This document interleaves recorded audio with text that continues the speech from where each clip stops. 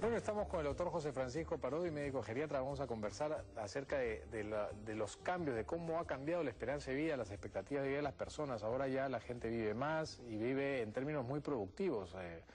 Antes, a los 70 años, una persona se veía mayor de lo que se ve ahora a los 70 años, y eso tiene una razón y una explicación que nos la va a dar el doctor Parodi, a quien le damos la bienvenida.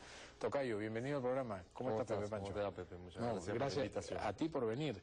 ¿Cómo ha cambiado la esperanza de vida en los últimos años? La esperanza de vida está aumentando, ¿no? Aumenta en Latinoamérica, aumenta en el Perú, aumenta generalmente en todo el mundo, va aumentando, la gente está viviendo más, ¿no? Y mejor. Muchas veces.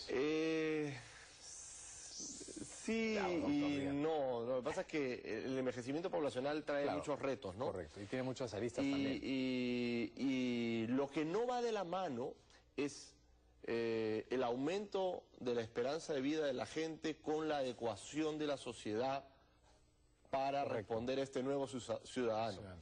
Llámese tanto la receptividad. Los servicios sociales, los servicios de salud, en fin, hasta para cruzar la calle, ¿no? Entonces eso es uno de los retos principales en Latinoamérica y en nuestro país, claro, ¿no? Está pasando en las sociedades que todavía la gente no está acostumbrada y no ve, digamos, como cuestión común del día a día que gente de mayor edad se desplace como cualquier otra persona de menor edad. Claro, sí, eso pasa un poco por la imagen negativa que hay del envejecimiento, ¿no? En fin, uno cuando hubo hasta los letreros de la calle, ¿no? El letrero de la calle, y uno dice, pues, y quiere decir adulto mayor es una persona encorvada con bastón. Con bastoncito.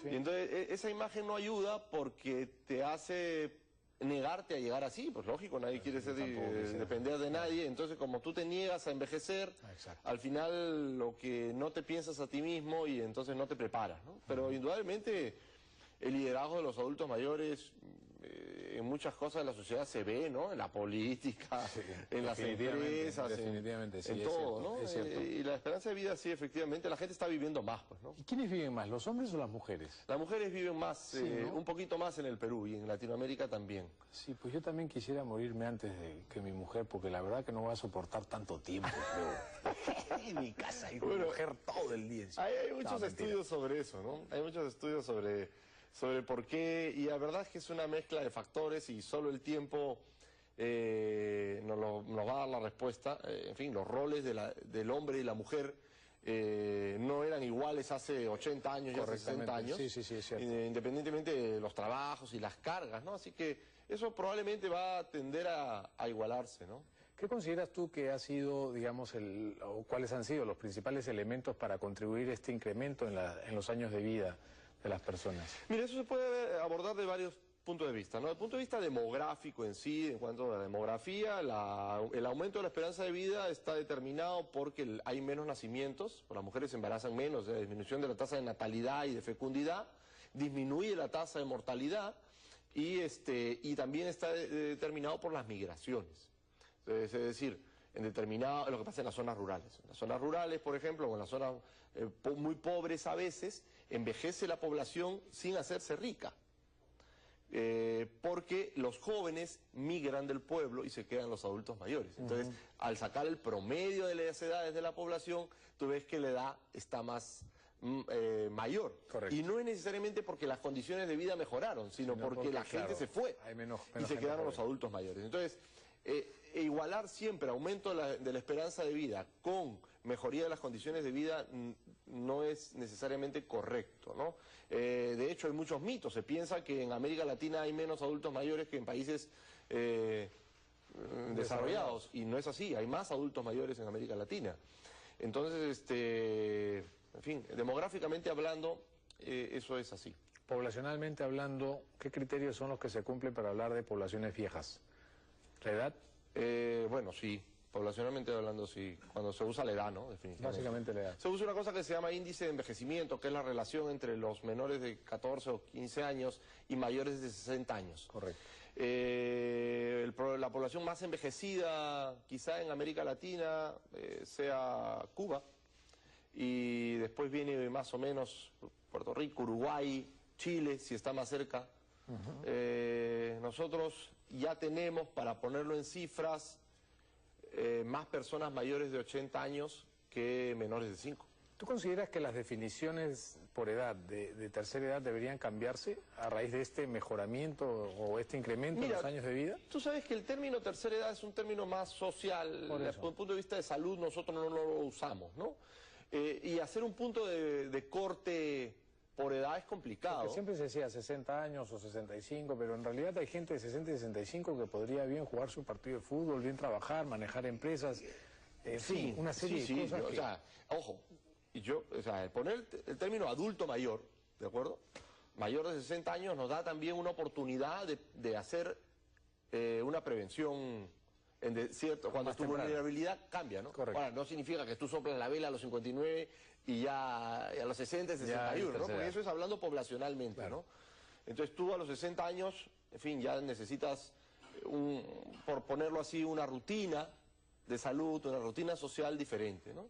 Que no te invalida ni te incapacita para nada, ¿no? De hecho, por ejemplo, el término de la geriatría, ¿no? O sea, Paul McCartney y los Rolling Stones se pueden dar el lujo de viajar con su geriatra. Claro. Ellos no viajan sin su geriatra. Hace tiempo, ¿no? Y lo tienen. Sí, sí, claro, tienen su geriatra privado. Bueno, aquí no le gustaría, ¿sí? También quisiera se ser la habían pasado muy bien. De ellos, ¿no? Sí, en claro. todo sentido, debe ser pasarla muy bien. Ellos se pueden dar el lujo de viajar con un geriatra porque, en fin, claro, los contratan, ¿no? Recursos, pero acá no... Pero no todo el mundo tiene esa capacidad. No, en el Perú tampoco todavía hay el número de geriatras suficientes como para atender a toda la población adulto mayor. O sea, lo que se necesita más es más medicina geriátrica, es decir, que todos los médicos conocen. Has tocado algo que ya lo tocaste al inicio de la entrevista, es que a pesar de que los años de vida se han incrementado, las ciudades y los sistemas no están preparados para sostener o para, digamos, manejar este incremento, ¿no es cierto? Hay ciudades que no son muy amigables, Lima yo creo que puntualiza muy bien todo esto. Y esto también pasa con los médicos, ¿no? ¿Cuántos médicos que terminan se forman como geriatras? ¿Qué porcentaje habrá? ¿Son muchos los que postulan una residencia de geriatría? Mira, cada vez hay más, y depende también de la facultad de medicina. Lo que pasa es que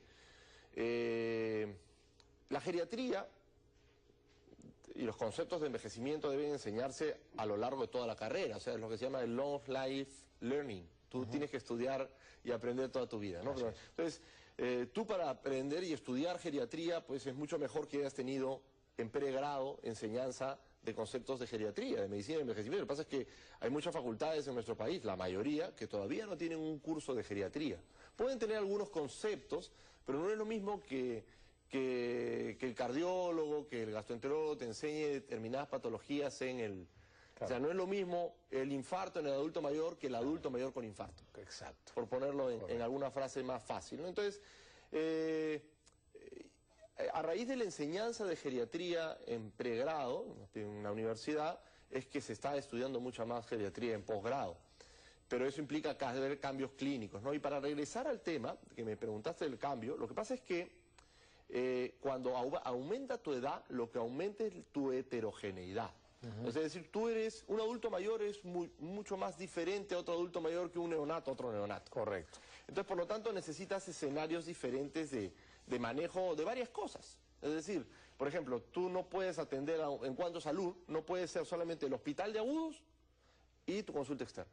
Tienes que tener niveles de atención, se llama técnicamente, o sea, condicionamientos, lugares de atención de diferente complejidad para determinado tipo de personas, recuperar función, alta precoz... La estructura de los servicios de salud... La estructura del servicio de salud tiene que cambiar y volverse eficiente, es decir, el que más necesita invertirle más tiempo con el recurso humano más capacitado y hacer un chequeo de salud lo mejor posible, ¿no? ¿Cuál consideras que es el mejor momento para tener un envejecimiento óptimo?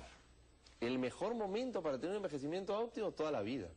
Ahora, hablando de lo que se llama enfoque de curso de vida, hay lo que se llama los periodos críticos y los periodos sensibles, ¿no? Es decir, tú tienes un periodo sensible, específico, periodos críticos que son determinantes en un envejecimiento. Por ejemplo, la vida intraútero también te puede condicionar, por ejemplo, tener riesgo de obesidad o diabetes o síndrome metabólico, ¿no?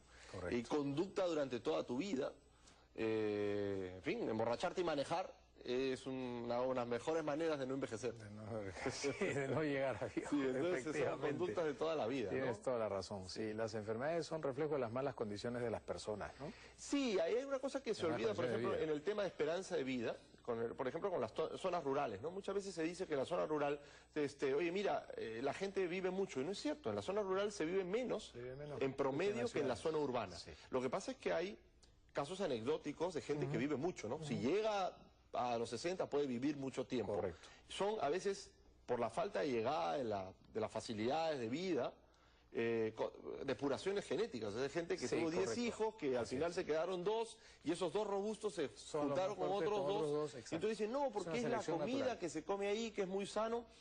Y eso no necesariamente es cierto a nivel poblacional, porque uno de los factores que más determina aumento de esperanza de vida en promedio es educación, agua, luz, acceso a lo que se llama prevención primordial. Bueno, tocayo, te agradezco muchísimo. Muy ilustrativo como siempre. Gracias por estar con nosotros y espero que se repita. Para ustedes un mensaje interesante.